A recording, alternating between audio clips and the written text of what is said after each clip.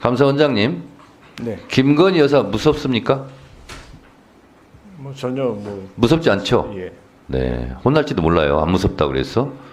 자, 저는 이 윤석열 정권이 임기 절반도 안 돼가지고 지금 내임덕을 넘어서 대드덕으로 가고 있는 것은 대통령실의 무리한 출석 이전부터 잉태되었다. 이렇게 생각을 합니다.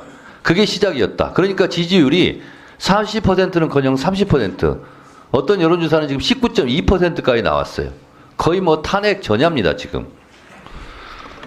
자, 21세기 대명천지에 21g 같은 회사가 국가보안시설일 수 있는 관저공사에 이렇게 개입했다라는 것이 참으로 놀랍습니다.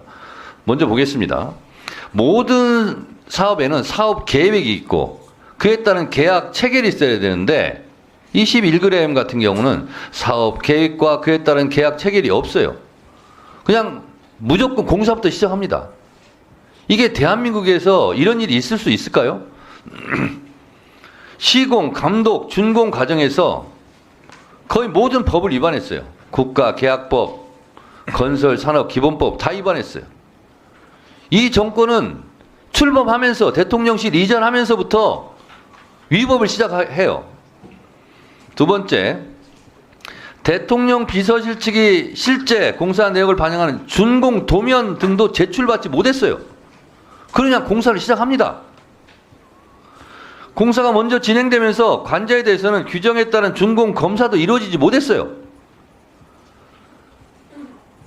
대한민국 어디 농막 하나라도 지으려고 해도 이러지 않습니다. 다 관공서, 군청, 구청 다 허가받고 해요. 다 감독받고 하고 감시받고 하고. 근데 대통령 관저를 이렇게 합니다. 자, 더 기가 막힌 거 보세요. 21g과 하도급 계약을 맺은 관저공사에 참여한 18개 업체 중에서 15개가 무자격이에요. 무자격. 와, 놀랍지 않습니까? 이게 건설산업법 하도급법 위반이에요. 거의 뭐 무허가 무자격이에요. 하도급 업체 18개 중에서 15개가 무자격 업체예요. 자, 네 번째 보겠습니다.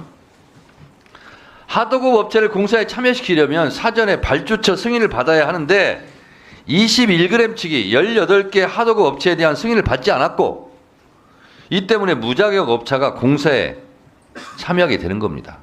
이 또한 국가계약법 하도급법 위반이에요. 저는 이걸 알면서 도대체 대한민국이 이게 특히 대통령 부부가 잠자는 곳 아닙니까?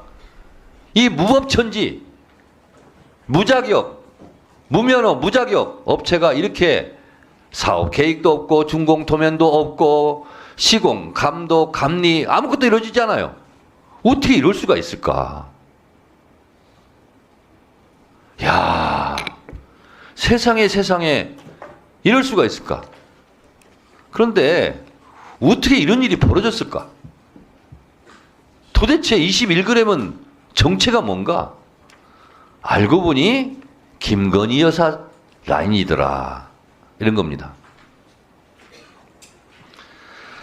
21g 선정 과정에 대해서 이건 김호진 비서관을 말을 고스란히 믿고 해서 문제없음 처리했다고 하는데 문제없음이라는 것이 문제죠. 관저 공사도 다 부정부패지만 이것을 감사한 감사원의 감사도 총체적 부실 감사예요. 실정법을 이렇게 많이 위반했는데도 경미하다고 지금 감사원장이 얘기하고 있어요. 이 21g 이분이 김건희 여사와 전부터 밀접한 관계가 있었다는 거 아니겠어요? 무슨 전시회 할 때 뭐 후원했다, 기획했다, 뭐 이런 거예요. 다 읽지도 않겠어요. 무슨 외국말 말 어렵고더구만요. 무슨 르꼬르 베지 예전, 자코 메티전 뭐 이런데 컨텐츠 사무실 뭐 일 시공도 했다 뭐 이런 거예요. 그리고 21g 대표 김모 씨가 비타민 디자인이라는 회사에서 디자인 실장으로 일하면서 마크 리브 사진전 1분 더 넣으세요. 피형전, 점핑 위드 리브전 이런 거에 대해서 디자인을 총괄했다는 거예요. 이 사람이 김건희 씨와 밀접한 관계가 있고 그때부터 인연을 맺었고 대통령 취임식에도 초청받았다. 이런 겁니다. 그리고 이 인테리어 업체 21g이 나라장터에 관저니까 보안을 유지하니까 공공주택 인테리어 공사 뭐 세종특별지시 왜 이게 세종특별지시를 했는지는 모르겠어요. 그랬는데 불과 2시간 49분 만에 여기가 낙찰됐대요. 서로 안 짜고 이렇게 될 수 있을까요? 야, 놀라운 일이에요.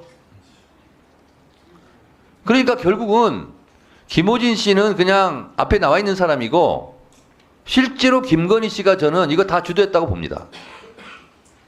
그러니까 감사원에서도 김건희 여사 무서워서 고발 조치도 못하고 수사 의뢰도 못하고 그냥 경미한 사건으로 아 이건 덮어야 되겠구나 이렇게 생각한 것 같아요. 답변 드리겠습니다. 감사원장님 예. 뭐 답변할 게 있습니까? 조금 뭐 변명처럼 들리시겠지만 이건 저희 입장. 그럼 변명해 보세요. 예. 변명은 아니고요. 그러니까 지금 막 자꾸 이제 경미하다고서는 얘기를 하시는데요. 사실은 아까 이제 질의 과정에서 왜 관련 공무원들에 대해서 수사청이나 고발하지 않았냐 이제 그런 질문에 대해서 제가 이제 다른 비슷한 공사와 관련해서 비슷해서 그렇다고 답변하는 과정에서 그렇게 된 것 같은데 저희들이 수사청이나 고발에 이를 정도의 형사벌에 이를 정도의 사안은 아니다라고 위원회에서 논의하는 과정에서 그렇게 결론이 났다는 말씀 다시 한번 드리고요.